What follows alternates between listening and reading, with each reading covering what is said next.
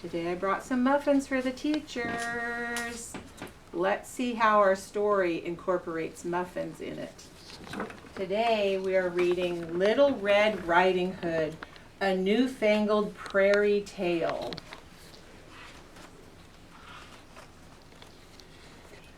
Once upon a time there was a little girl who lived at the edge of the great prairie.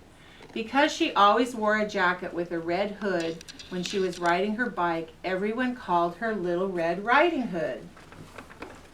Now one morning, as Little Red Riding Hood sat eating her favorite wheatberry muffins, she had an idea. "Mom," she said, "it's going to be a real scorcher today. Grandma sure would love it if I brought her some muffins and lemonade. You know how crabby she gets in the heat." Little Red Riding Hood loved visiting her grandmother.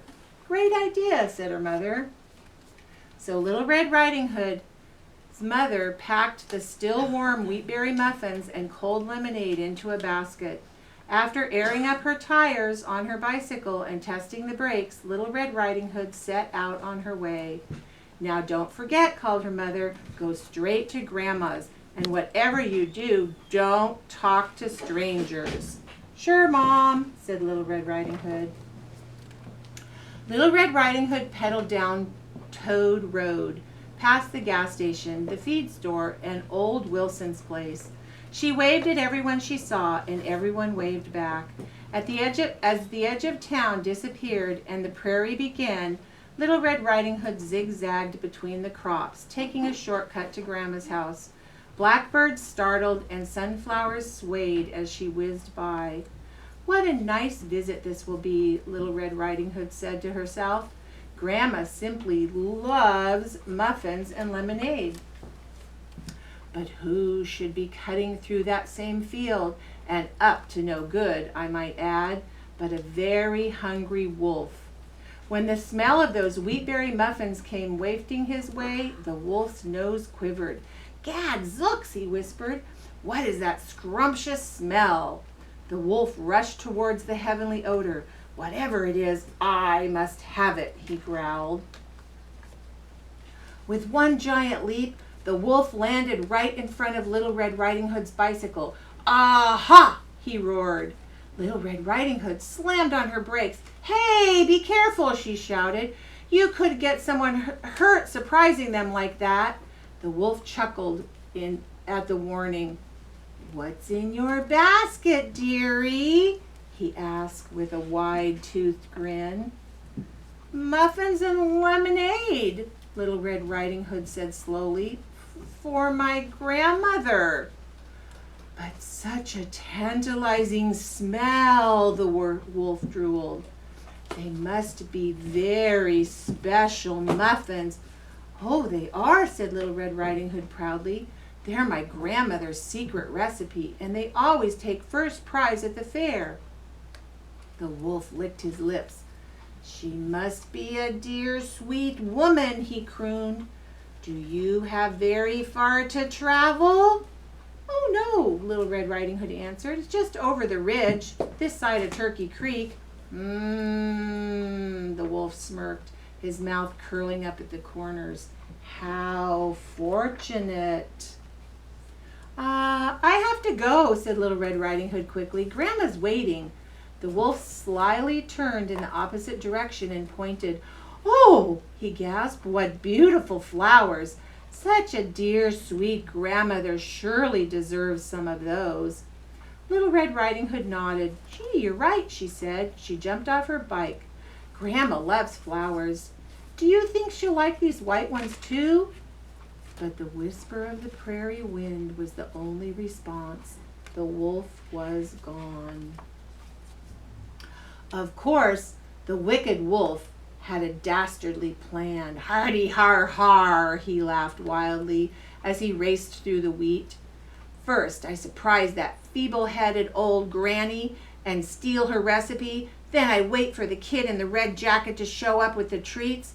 Soon I'll hold the secret to those delectable muffins, and those 2 country bumpkins won't know what hit them." His evil chuckles drifted through the fields. When the wolf arrived at Grandma's house, he found a note on the door. Little Red Riding Hood, out in the field, loved Grandma. This will be easier than I thought, the wolf snarled. Grandma's obviously off her rocker wandering around in this heat. Muddled brains are so easy to persuade, the wolf cracked, feeling enormously pleased with his good fortune. But when the wolf searched the field for Little Red Riding Hood's tottering granny, all he could see was a farmer riding a tractor. Impatiently he shouted, "Hey, old man, where's that ancient granny who lives in the house?"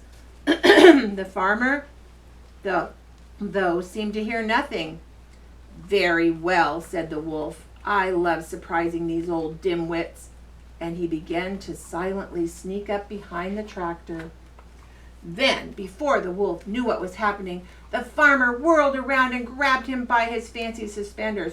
"Hold it right there, scoundrel," the farmer shouted. "What in tarnation do you think you're doing?"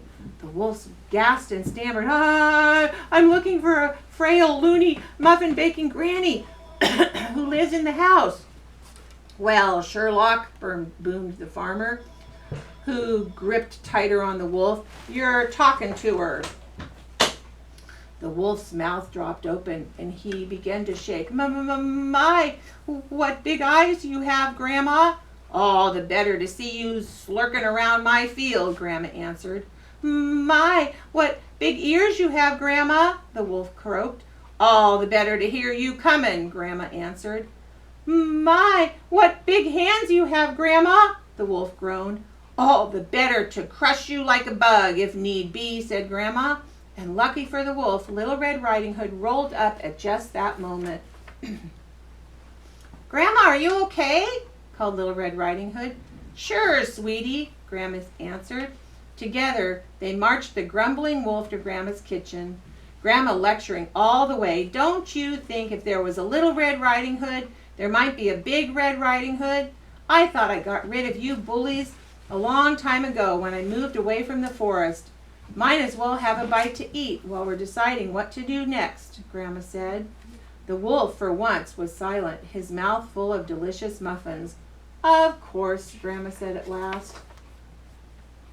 Soon after, Grandma opened her own muffin shop in town, just west of the post office. The wolf, he was the chief baker, sales clerk, and dishwasher, being kept much too busy, of course, to cause trouble to anyone. Naturally, the wolf got to eat all the muffins he wanted, which improved his disposition enormously. But just in case he got any ideas about stealing Grandma's recipe again, Grandma always put the last secret ingredient in herself. Little Red Riding Hood, too, went to work for her grandmother, delivering muffins on her bike. Every day, rain or shine, the wolf carefully packed Little Red Riding Hood's basket.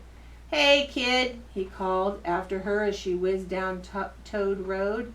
"Don't talk to strangers." And Little Red Riding Hood never did again. The end.